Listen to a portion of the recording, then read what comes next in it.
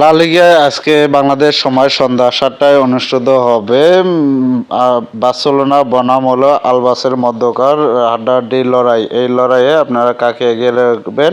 ইস্তাদি Luis company স্টেডিয়ামে ম্যাচটি অনুষ্ঠিত হবে।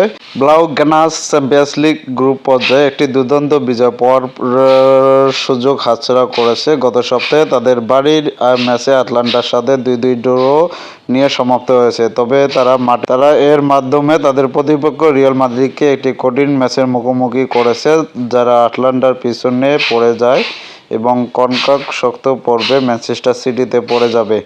এই কপাল বদল হয়তো বার্সেলোনাকে অন্য একটি জয়ের এবং গ্রুপ জয়ীর শিরোনাম অর্জনের সম্ভাব্য আয় থেকে কয়েক মিলিয়ন ইউরো বঞ্চিত করেছে। হ্যান্সি ফ্লিকের নির্দেশনায় বার্সেলোনা ও গডবেস এর বিরুদ্ধে দুইবারে এগিয়ে ছিল, কিন্তু শেষ পর্যন্ত ২-২তে ড্রতে শেষ হয় ম্যাচ। এই ফলাফল তাদের লিভারপুলের কাছাকাছি পৌঁছতে বাধা দিয়েছে, যারা নেদারল্যান্ডসের পিএসভির বিরুদ্ধে হেরেছে, কিন্তু তাদেরকে ইন্টার এবং আর্সেনালের চেয়ে অনুকূল গোল পার্থক্য নিয়ে দ্বিতীয় স্থানে ধরে রেখেছে। ডিসেম্বরের শুরুতে আলভেজ তাদের প্রধান কোচ পরিবর্তন করেছে, কিন্তু বাসদের জন্য একটি বিজয় সুরক্ষিত করতে ১ মাসের বেশি সময় লেগেছে। এডুয়ার্দো কোদেতের অভিষেক ছিল কোপা দেল রের ম্যাচে, যেখানে তার দল চতুর্থ স্তরের ডেপোর্তিভো মিনেইরোর বিরুদ্ধে অপ্রত্যাশিতভাবে পরাজিত হয়। বছরের শেষের দিকে নীল প্রান্তিক তিনটি লিগের ম্যাচে সমতার অবস্থা তৈরি করেছে। ওসাসুনা এবং ভ্যালেন্সিয়ার সাথে ২-২ করে ড্র এবং অ্যাথলেটিকের বিরুদ্ধে বাড়িতে ১-১ ড্র করেছেন।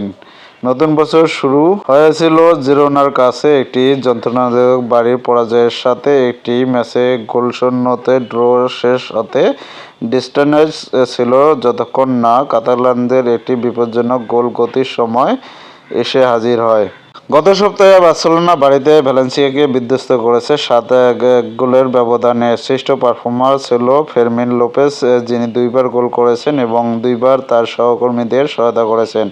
অন্যান্য গোলদাতাদের মধ্যে আছেন ফ্র্যাঙ্কি ডে জং, ফেরান তোরেস, যিনি চূড়ান্ত গোলটি করেছেন, রবার্ট লেভানডস্কি এবং রাফিনার সাথে অতিথি সেন্টার ব্যাক সিজার তারেগার নিজস্ব গোল।